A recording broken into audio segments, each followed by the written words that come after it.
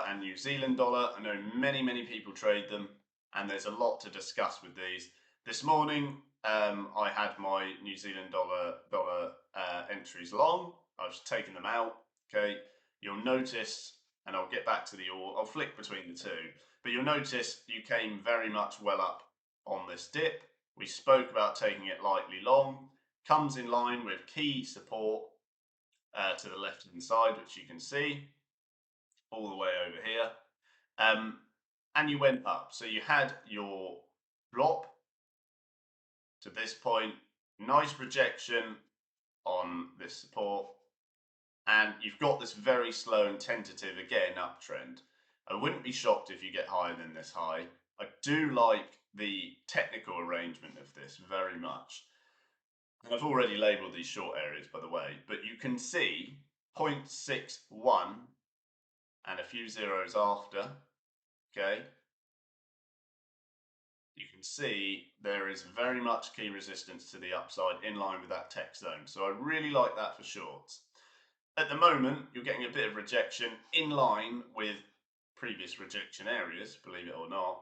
So that is a light short, okay? But really, I would probably prefer to hold off 0.609 just before 0.61.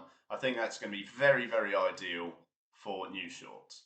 Okay, like I said, I've had it long, I'm out. And the reason why I had it long is the change in market sentiment. People are pulling away from the dollar. That is why you get these drops back. That's why you get continued strength to the upside. Just like I was saying a minute ago on my last video section, it will be if you're watching this back.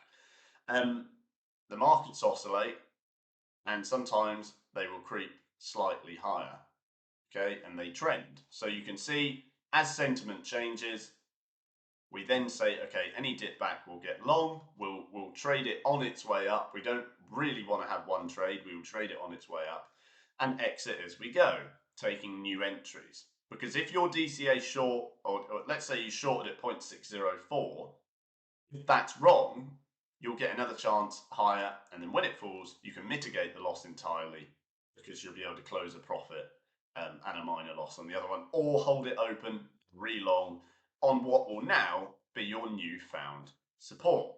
Okay, trading is about going from support to resistance, buy to sell, whatever you want to call it. But again, as I said earlier, it's about being a detective. How can you use what you know, what you can see? How can you use the clues on the chart to summarize a bias?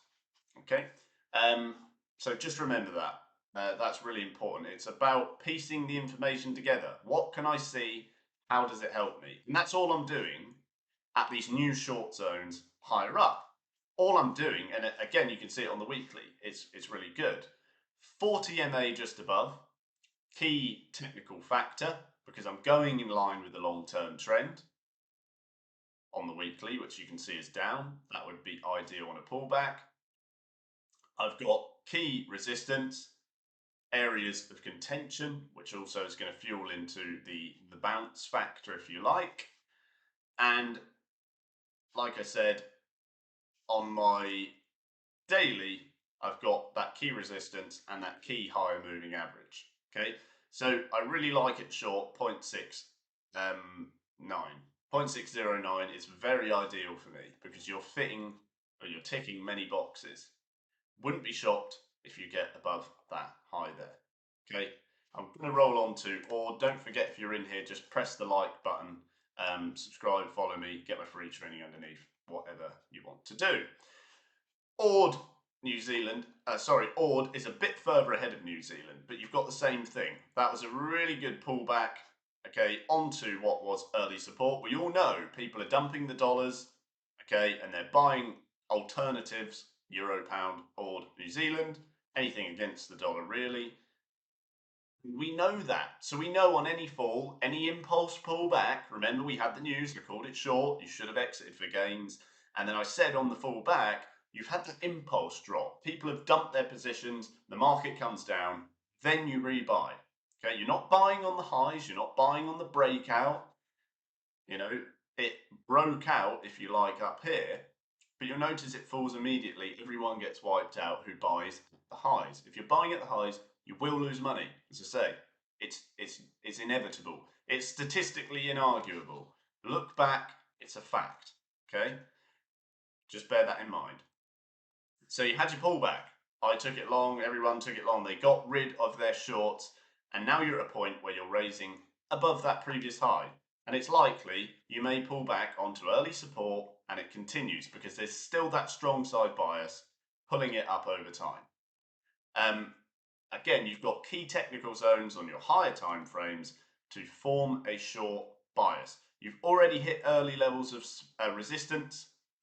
If you do teeter back up, it wouldn't shock me either. You're well in line with your key 40 MA on your weekly.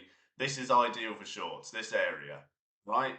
Like I said, you've got early support on lower time frames, but I still remain with a short bias anywhere where we are now. Okay, if I drop my time frames to the daily, you can see you've had minor rejection, like I said. Very nice 200 MA, just like we had on our New Zealand dollar.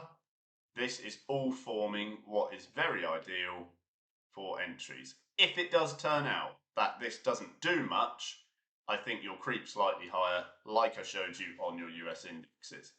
Okay? If you tap onto very early support and then get to that point, wouldn't shock me either. But anything really around this level, I wouldn't buy. Okay, I would definitely be short. If it becomes a case that you don't quite get there, I'm still not going to fuss over 10 pips. Okay, it would be ideal to short. You're just seeing at the moment early rejection, which you can see here. Like I said, if you do tuck to 654 and then go up again, wouldn't shock me.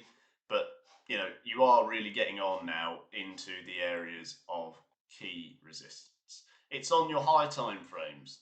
Okay, just use your higher time frames if you can, because they're going to dictate to you what is a long-term market. Higher time frames, the point of them, the point of showing people data in all these different orders is to organize their trading in terms of time. How long is it likely to take?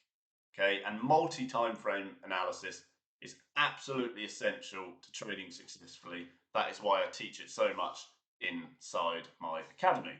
So I think that does it for Order New Zealand. Don't forget to get my free training underneath. I'm going to re-upload this.